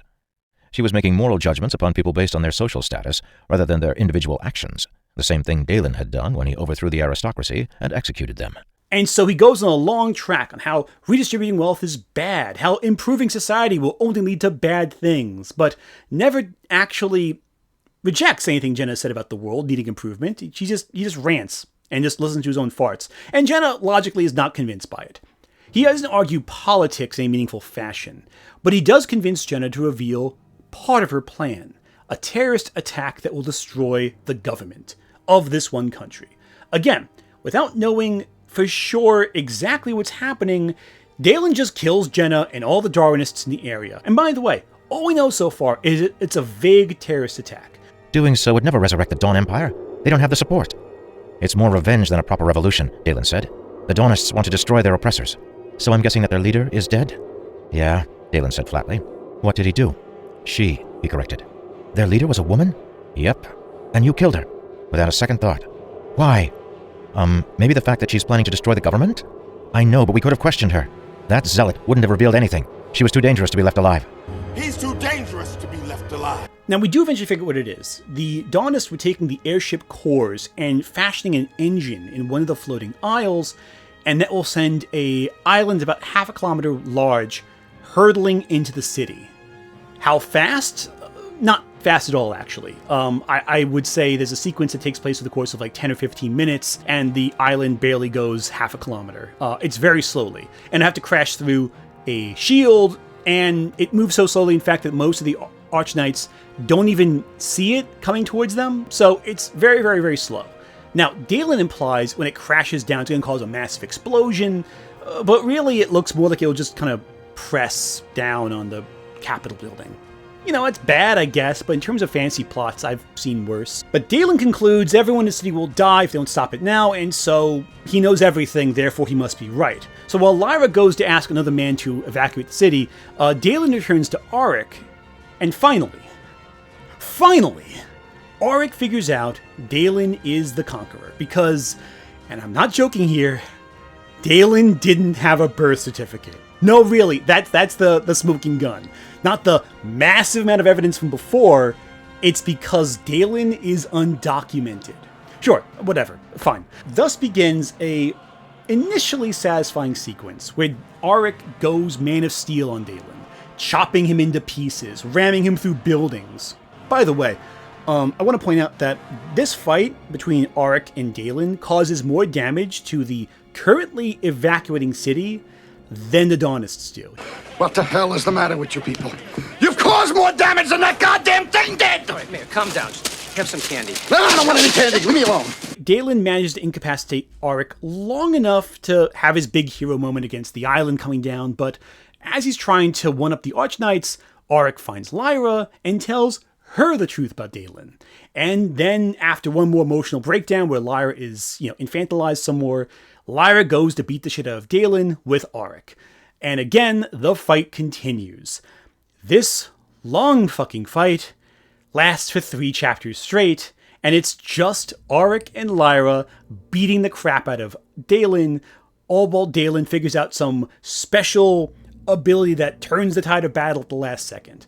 When this book started, he felt he should be killed for his crimes. Remember, he threw himself off the side of the earth. But now he's fighting for his life and believes he shouldn't die. In fact, he even argues it's selfish for the Archknights to try to kill him because he's the only one who can save the city from the falling island. He's the only one, not the legions of other Archknights. It has to be just him. You would think that if the light wanted me dead, it wouldn't have renewed my life, Daylen said. I hate it for that. Ahreck sneered. Your delusion is amazing. I'm not the one who's deluded, Ahreck, Daylen urged. You don't want to put me on trial. You want to kill me. This isn't about justice. It's about your own selfish feelings. Who cares that everyone else I've wronged, who've also had loved ones die at my hands, don't get any satisfaction so long as you do? No, Lyra said, her clear and emotionless voice a stark contrast to Ahreck's. We'll kill you in the name of all your victims. You are a monster, Daylen the Conqueror, and I kill monsters. These scenes just lack tension also. Like, at one point, Lyra rips Daylen's arms off, but he just regrows them, so it's fine. And none of them would go for the killing blow, which is a hit to the head. You should have gone for the head. But then Daylen uses his magic to just get good at swords. No, really, he channels the light into his brain, and that makes him better at swords. Because that's just a thing you can do, and no one else knows how to do it, so he just is now good at swords now. At the same time, as this fight's going on, we find out that the island coming towards the capital is infested with the Shade.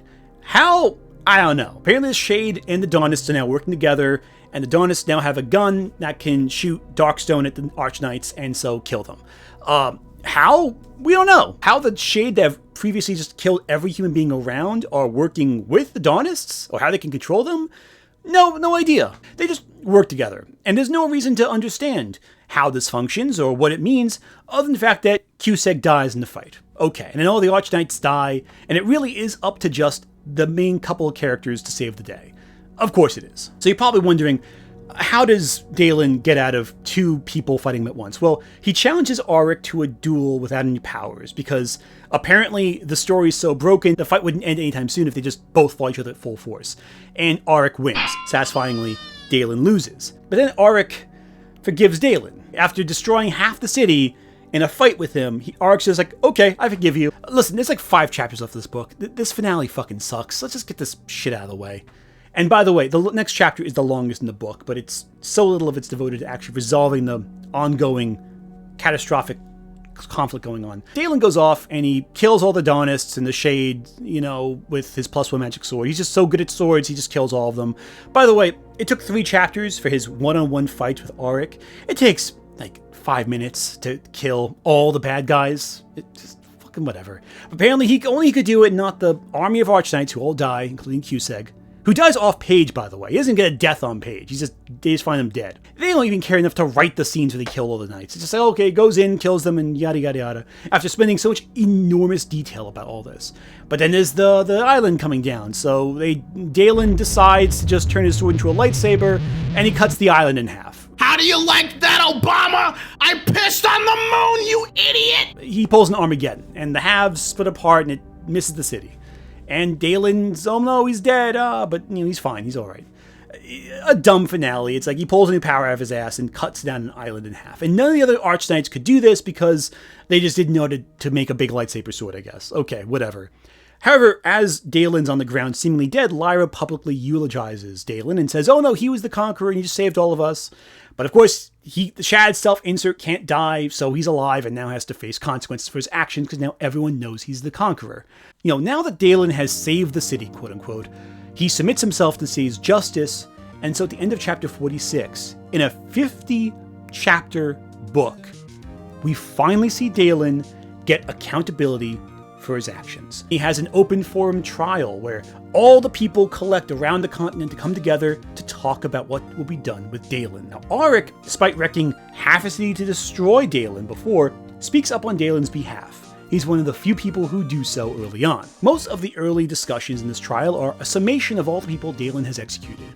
Apparently he committed 28 million murders. Yeah, seems pretty fucked up how he thinks killing at most 20 or 30 criminals compensates for 28 million murders, but I digress. Daylen is confronted by the countless people he hurt or lives he ruined, until finally, in the second to last chapter, Daylen's victims of assault come forward. And here is the part of the book that everyone fucking knows because of how fucked up it is. The multitude of women who he molested as children, who bore him children, speak on his behalf, while the ones he assaulted who didn't bear children hate him more than the ones who did. He was cruel and perverted, one of the older women said as she bore witness on the stand. And from it I fell pregnant. But even hating him so much, I could never hate my own child. People from the palace made sure we were taken care of, and we've had a good life since. I do not think he should be executed for what he has done. I wasn't ready for what was done to me, another woman said, but he was kind in his own way, and from it I was blessed with my daughter, who's been the greatest joy of my life. So I wouldn't change the past, and even with all the other terrible things this man has done, I can't say I want to see him dead. I think he probably deserves it with all the people he's killed, but not for my part. That woman, and only 3 others, shared such moderate testimonies. The rest were far more willing to express stronger feelings. I hate him, a more fragile woman said, quivering as she struggled to get through her testimony. The fact that he's still alive to torment me and my son is too much. You must kill him and let our suffering end. Strangely, it was the women who didn't have any children by him that seemed to despise him more than the others. To them, Daylen had truly ruined their lives, many not ever finding marriage, and a few still bearing deep psychological pain. Daylen wept with his head hanging in shame as they spoke. Jesus Christ, how do I begin to unpack how deeply fucked up that is. Some have argued that Shad is saying that assault is justified if a child is bared, because it's something productive. Daylen had let them down in so many ways, but would they want to change the past? Had he not slept with their mothers, they wouldn't even be alive, and he was confident they had at least appreciated being born. It was a very strange clash of emotions. Objection! But I think it's a little more general than that. I think the message of this entire book is that if some good comes from great evil, then you can't entirely hate something. Which, no, that's not how it works, actually. Like, I'm sorry, the fact that Hitler liked dogs does not mean Hitler's a good person. He's still Hitler. And then some senator comes up and says, oh, my daughter was kidnapped by Blackheart, and Daylen saved her when he killed Blackheart, so therefore we should charge him with heroism. Yeah, heroism. After 28 million murders and 400 rapes, they give him the charge of being a hero. And they revoke it shortly thereafter, but fuck it. That's still a frustrating scene, isn't it? They go the whole way through when the last note says, we acknowledge you as a hero, Daylen.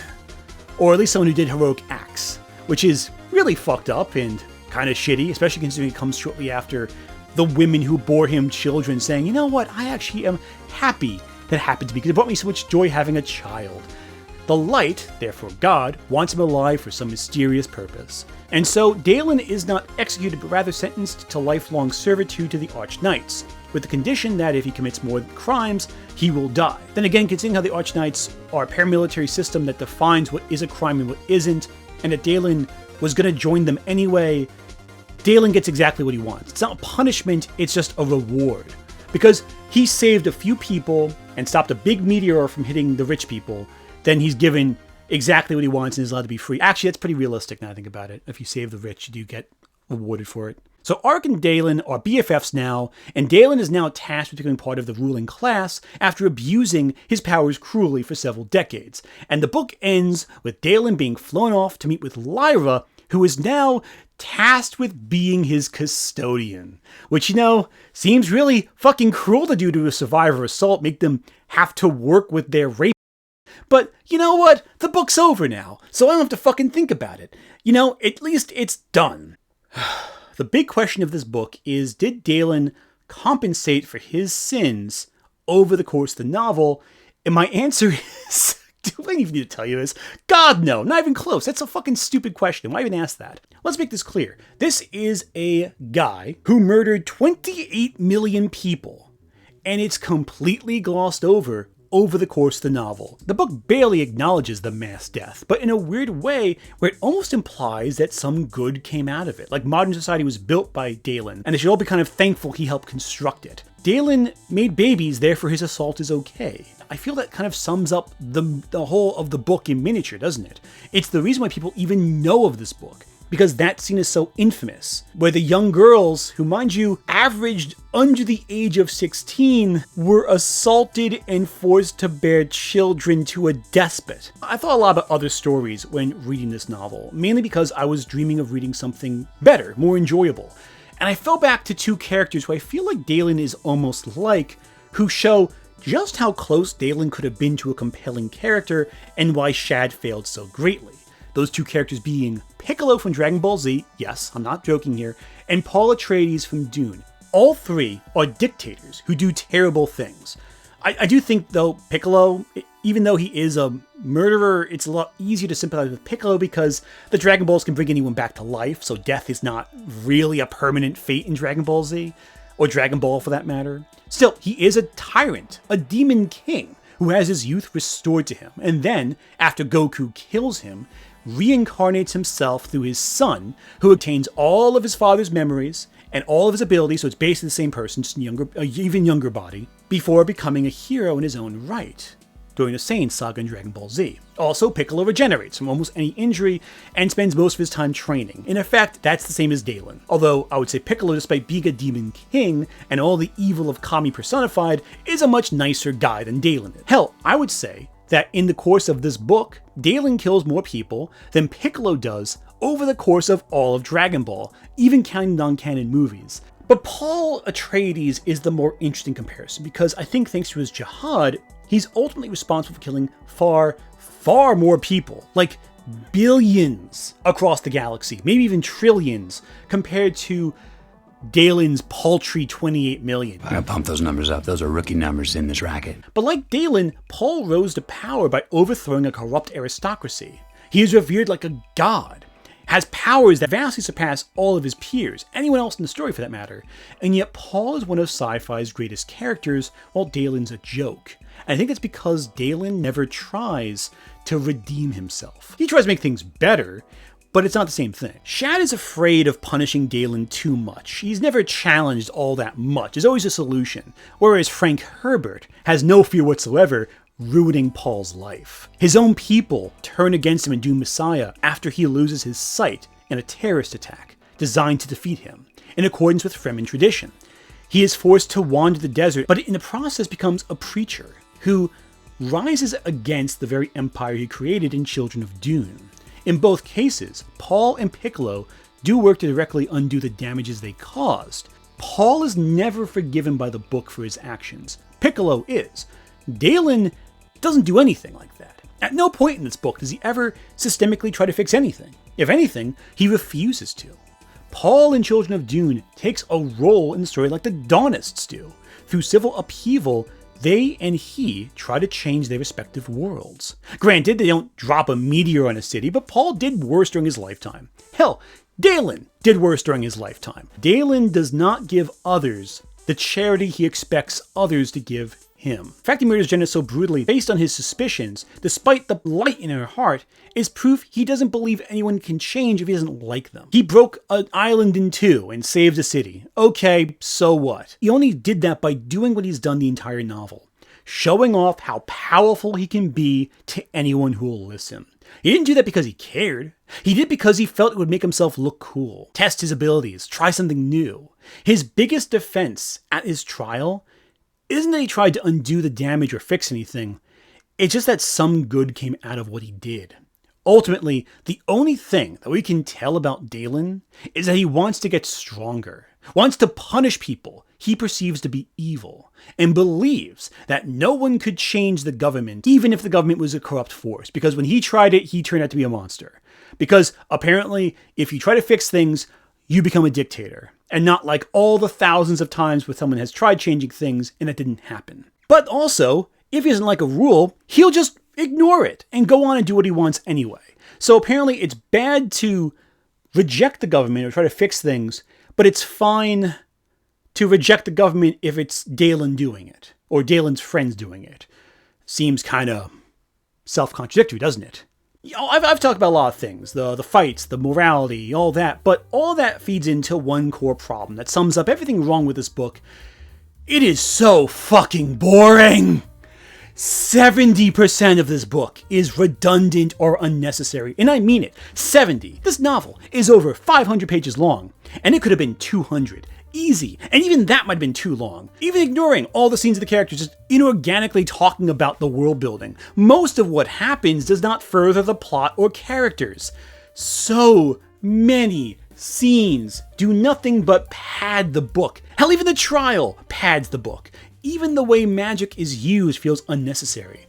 Why do we need a scene where Daylen figures out how to turn his sword into light? What does it actually do in the plot? What value does that contribute? Why do we need a sequence where Daylen binds magic to his brain to make him smart or get better at swords? Just find another solution. Have him just, it doesn't actually resolve anything because the fight's resolved to a one-on-one duel without any magic anyway. So there's no value in that sequence. Hell, most of the fight is useless. Because Daylen can just die and get better, death loses meaning for Daylen specifically. No one else, just Daylen. So why have detailed sword fights at all, if we know he'll just get better? What value does it have? If these characters just regenerate, what's the value in a sword fight? Use something else that's more effective at destroying an enemy that can regenerate. Why does Daylen never fight any opponents that are at his level until the last fifth of the book? Why write the book like that? Yeah, I know it's the way Shad wrote the book, but why not have enemies who can actually give a challenge? Or why have regeneration at all? Why make the magic so extremely OP if it just makes all the scenes feel tensionless? What value does that have? And I mean it. At a certain point, it feels like Daylen's just finding new ways to use magic that no one's ever done before, despite decades of training, and he has a few weeks to figure it out? How does he get better at magic than the Grand Masters and the people who've done it for decades? And listen, I mean this also truthfully. I'm glad they killed Cusack off, because that means the finale wouldn't be bogged down in the same conversations he had about food or sex for the last 40 chapters before that. I mean it. Every scene with this loser was the same. Every scene with Lyra is the same. Every scene with Ahreck is the same. You could have boiled it down to 2 or 3 occasions happening throughout the whole book, and you would have lost nothing. Because even then, that might have been too much, because no further ground is gained with how many scenes loop back to the same conversations, over and over and over and over again. The whole book functions primarily as wish fulfillment for Shad, to have his badass hero who does cool things and fights, but it gets so redundant. After the first fight scene, I've seen all the fight scenes. That's it. The first scene where he kills the mugger in the alley with the brutality and all that. Every fight's like that. I know the technique is different, but they all feel the same. They all read the same. They're just a case of a guy who is a fraction as powerful as a fraction as powerful as Daylen getting executed brutally. The only scene that has any value is when Daylen's identity is revealed and his friends fight him. But even then, that scene drags on for so fucking long, you actually lose track of the real conflict of this moment. The giant rock from space hurtling down. What value is the rest of the book if the giant meteor trying to destroy the city holds no tension? Nothing of any value happens in this book. And listen, I see no reason why at this point Shad would not take my feedback seriously, as I'm such an honest, truth-telling person. Where an online ideological activist posing as a media critic has tried criticizing me for my thoughts in the recent Superman trailer, where he constantly lied about what I was saying in my initial reaction, and I called him out. His response is to continue the slander, double down, and lie even more. Claiming that I can't take criticism because people lying about you is just fair criticism, of course. And exposing them when they lie about you, that's just me having a thin skin, according to them. It's kind of interesting how much these extremist, ideologically obsessed culture warriors want to be able to drag your reputation and name through the mud, and then try and mock you for responding to it when defending yourself. It's actually quite pathetic. I am reasonably confident Shad would not actually make another multi-hour response to what I said about him, because that ended so well last time. Some, like Crispy's Tavern, have kind of accredited me for destroying the Night's Watch channel. Many people have torn apart Shad's Superman takes and his Mario takes, including Anthony Gramuglia. This guy comments on a lot of my videos, and I've tried my best to figure out how to pronounce his name. It's just not happening for me, guys. I'm really sorry. Anyway, Ant made a reaction stream to Shad's reaction stream of the trailer. He tore apart what Shad said. And look, at this point, Shad's learned his lesson. When he responded to Jack Saint, he just made things a hell of a lot worse for himself. He became a laughingstock. I mean, no one wants to do that twice, and he was not about to make the same mistake. Shad took a deep breath, acted like a grown man, and allowed 2 people to have 2 different opinions on the Superman movie. Nah, I'm just kidding. He made a 2-hour live stream about it. It's exactly that argument. This is a retarded nonsense argument. There are, of course, fantastical, non-realistic things that are justified in world building and make sense for the adaptation, and things that don't just thing. I don't want little Superman shooting out of Superman's palms either. That was in the old comic books. Thanos is cocked up. I don't want that adapted perfectly. That's a silly dumb thing. There's lots of silly dumb things. But it's just so funny that Anthony is like, look, I can't believe you accept this. That was... Jesus, this guy might be worse than Lily Orchard. Anthony, though, he was not done. I mean, he took down the aforementioned Lily Orchard. He can take down Shad, too. This is just another body. So, he made another live stream and comfortably ratioed Shad once more. I think this final stream absolutely destroyed whatever reputation Night's Watch had left, because after this, the Night's Watch channel just collapsed. I mean, I don't know if it was directly caused by all these people making fun of Shad, but I'm sure it didn't help. The channel at this point gets pennies in terms of revenue, with only a few thousand views to its name. I wouldn't go so far as to say that. I think Shad's refusal to listen to feedback is what got him in that position. Also, for the record, you say my name, Gramuglia. The G is kind of silent, just to make it clarity, but good attempt, though. I'll give you that, Crispy. And this is for Shad specifically. Yeah, I'm talking to you right now. If you were a competent writer, you would have taken feedback. Any person who was actually giving you honest feedback would have told you, these scenes are redundant. This book drags on for too long. It doesn't hold any meaning to the audience to see these fights keep dragging out. But you didn't listen to feedback, almost certainly. You didn't listen to people disturbed by the book. And I know you try to write a book where it's like, oh, how far can I push a character morally before he's unforgivable? That only works, though, if there are tangible consequences for their actions. In a book where there are no consequences, nothing they do holds any weight. Ergo, nothing they will ever do is all that irredeemable, because nothing ever ties in with all that shit. This is a case of a person who was so successful, I think, at YouTube, they convinced themselves they could write a story and never get any feedback to improve themselves. Even now, Shad has rejected every single review of his book. I'm sure he's going to respond to this too, because he's already responded to me once before. I expect another one. He will never take harsh criticism of his work. Well, here's the harsh criticism. Only about 5 of the 50 chapters actually furthered the plot. Everything else could have been chopped out, and nothing of value would have been lost. So you're probably wondering, how would I make a book that's only 5 chapters? Figure out a better fucking plot. Or better yet, make it so there's actually tension in your story, or conflict, or that Shad has to actually reckon with the consequence of his actions. That doesn't center, Daylen has to reckon with the consequence of his actions. It's so easy to confuse Daylen with Shad while talking about this. It's kind of hard not to see someone who talks the exact same way as your protagonist as kind of the same person. My apologies there, buddy. It's important to actually write a story that takes yourself out of the equation. It is his power fantasy. He attached evil morality to it, but I think he got too close to the narrative to objectively see what needed to be written about the character.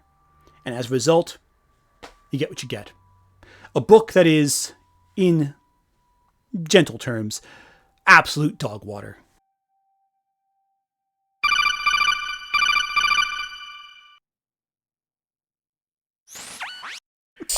I heard some discussions that was happening. I need you to know that in my hands right now is a paperback copy of Chronicles of Everfall, Shadow of the Conqueror by Shad M. Brooks. God, yes. Oh, God.